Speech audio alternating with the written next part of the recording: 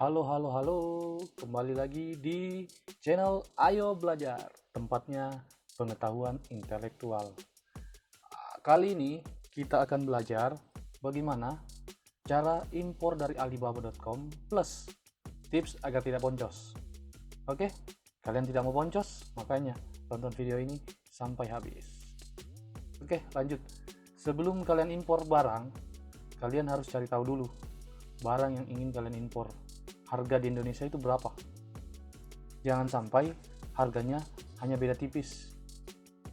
Mungkin bedanya 5.000, 10.000, atau 20.000. Itu masih boncos. Boncosnya di mana? Di ongkir. Karena kita beda negara dan ongkirnya itu sangat-sangat mahal. Anda bisa cek di kota kalian harganya berapa dulu. Setelah itu riset harganya di sini, di sini, di sini, dan di sini. Ingat, cek baik-baik dulu sebelum kalian impor. Jangan sampai boncos. Waduh, ini siapa ya? Oh, disuruh cek. Oke, siap kakak. Dicek ya.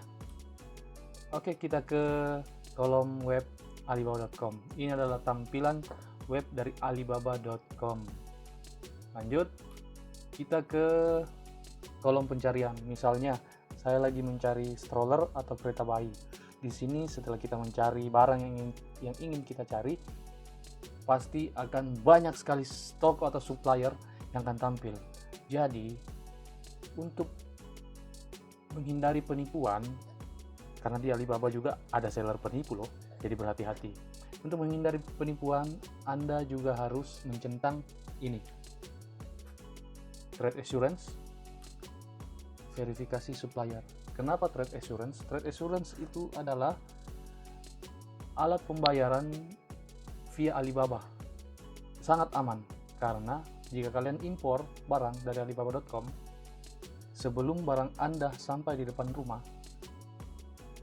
uang Anda masih aman. Masih aman, sangat aman. Kenapa harus verifikasi supplier?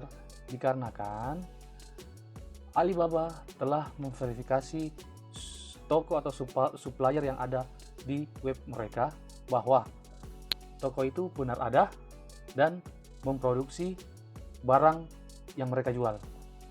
Terus di sini ada kolom toko.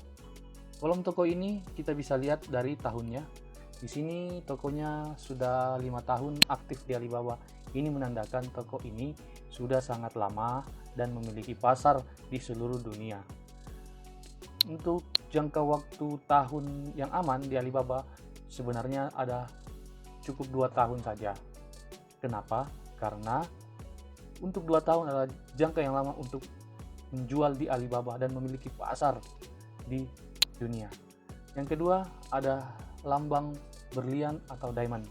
Semakin banyak diamondnya, semakin membuat toko itu sangat kredibel untuk dijadikan calon supplier. Oke, sampai sini paham? Jika kalian sudah menentukan seller atau toko yang ingin kalian jadikan calon supplier, kalian bisa chat di kolom ini. Di sini, kalian tanyakan, bilang ke seller, berikan saya harga yang sudah sama pengiriman ke alamat agen saya di negara tersebut.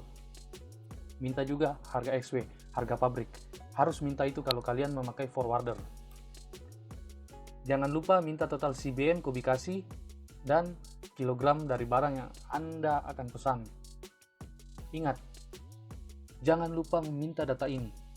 Oke, setelah Anda mendapatkan data harga, data CBM, dan data kilogram, Anda katakan, saya akan hubungi Anda lagi, saya akan diskusi lagi dengan tim saya, yaitu forwarder Anda. Oke, setelah itu, apa yang dilakukan? Mencari forwarder. Carilah forwarder yang bisa kirim barang Anda dari negara tempat beli target Anda.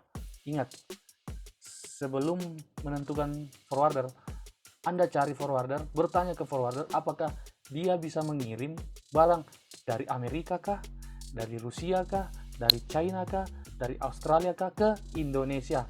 Kalau mereka sudah bilang, ya kami bisa mengirim dari sana, kalian tanyakan harganya lagi. cari forwarder harus diseleksi betul-betul. Ingat, jangan sampai kalian salah memilih forwarder, karena bukan saja di dalam seller Alibaba banyak penipu, di forwarder juga banyak penipu. Di sini saya bilang tadi, cek harga, cek 2-3 forwarder. Kenapa tidak satu saja? Kalian harus cek 2-3 karena kalian harus tahu harga-harga forwarder. Karena dengan membedakan harga-harga forwarder, kalian akan tahu yang mana yang masuk akal, yang mana terlalu murah, yang mana terlalu mahal. Di sini untuk mengecek, kalian bisa mendapatkan harga yang kompetitif, harga yang masuk akal. Oke? Dan cari yang all-in. Kenapa saya bilang cari all-in? Kebanyakan forwarder memasukkan harga dalam iklan biasanya itu cuma harga kubikasi, belum harga biaya masuk, PPN dan PPH. Jadi mintalah harga all-in, atau langsung bisa sampai ke depan rumah Anda. Sebenarnya saya tahu sih, admin tahu sih forwarder yang mana yang bagus, tapi forwardernya tidak support admin, tidak sponsor admin, jadi admin nggak bisa buka di sini. Ya mungkin saja ada forwarder yang nonton, bisalah kontak admin. Oke? Muncul lagi nih. Udah lanjut. Forwarder, jelaskan ke mereka kalau Anda sudah mempunyai forwarder, jelaskan ke mereka Anda sudah punya seller. Berikan data harga CBM kilogram ke forwarder agar dihitung biaya importasinya. Jangan lupa minta hitung biaya sampai depan rumah. Wajib, karena kebanyakan forwarder cuma hitung sampai Jakarta doang, nggak hitung sampai di depan rumah Anda. Gimana kalau rumah Anda ada di Papua, ada di Jayapura, ada di Balikpapan? Gimana tuh? Makanya minta forwarder hitung sampai depan rumah Anda, supaya Anda bisa tahu dan bisa langsung hitung di tempat, masih cuan nggak Anda beli barang yang di Cina itu, atau yang di Amerika itu, atau yang di Rusia itu, sampai ke Indonesia, sampai ke daerah Anda, masih cuan nggak? Ditambah harga barang dari Alibaba, ditambah importasinya sampai depan rumah Anda. Ingat, hitung baik-baik dulu sebelum lakukan transaksi. Oke, lanjut. Forwarder akan memberikan alamatnya di negara tersebut dan Anda harus meneruskan alamat itu ke seller Anda. Kenapa forwarder akan memberikan alamatnya? Jika Anda sudah menghitung biayanya semuanya dan Anda anggap itu masih cuan, Anda pasti deal sama forwarder itu, dan forwarder akan memberikan alamat gudang mereka di negara tersebut untuk seller Anda mengantarkan barang Anda ke gudang forwarder, dan forwarder akan mengirimkan barang Anda ke depan rumah Anda. Oke? Anda bilang ke seller untuk membuat tagihan ke akun Alibaba Anda. Di sini Anda juga bisa pakai akun Alibaba forwarder Anda, dan Anda juga bisa pakai akun Alibaba Anda untuk membayar. Anda akan membayar via Alibaba. Setelah Anda membayar, forwarder akan mengirimkan kode untuk ditempelkan di barang Anda. Di sini forwarder akan memberikan Anda kode untuk ditempelkan di barang Anda. Itu harus Anda ingatkan ke seller, harus betul-betul ditempel. Karena jangan sampai barang Anda diantar ke gudang forwarder di negara tersebut, tetapi nggak punya kode. Itu otomatis gudang forwarder akan menolak barang Anda karena dianggap tidak bertuan. Jadi Anda harus ingatkan ke seller untuk pasang kode di barang Anda. Oke, kita lanjut. Data yang harus seller berikan ke Anda. Minta data dari seller, tracking number pengiriman ke gudang forwarder Anda. Minta invoice, minta packing list. Berikan data tersebut ke forwarder Anda. Selesai. Ada pertanyaan atau ada langkah dari proses ini yang tidak saya sebutkan? Simpan di kolom komentar. Saya sangat menghargai komen-komen Anda semua.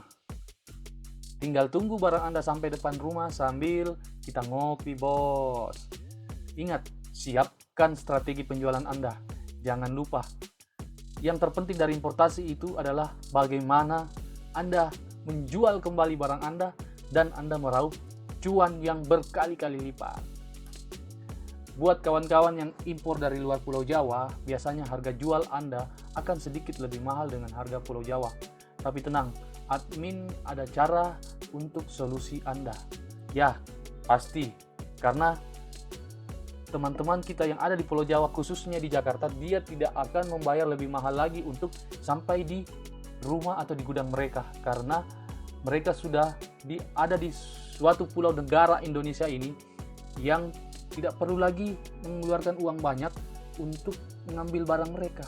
Apalagi yang di Jakarta sudah tinggal ambil sendiri, sedangkan teman-teman yang berada di luar Pulau Jawa atau Jakarta itu akan membayar lagi ongkir ekspedisi dari Jakarta ke rumah Anda di luar Pulau Jawa. Jadi admin ada cara untuk solusi Anda. Nah, muncul lagi dia. Aduh, mau tahu solusinya? Ini jangan lupa subscribe channel ini agar kita bisa bertumbuh bersama, sehat bersama, sukses bersama. Oke, admin undur diri dulu. Semoga kalian bisa tercerahkan dari video ini. Terima kasih. See you and next time.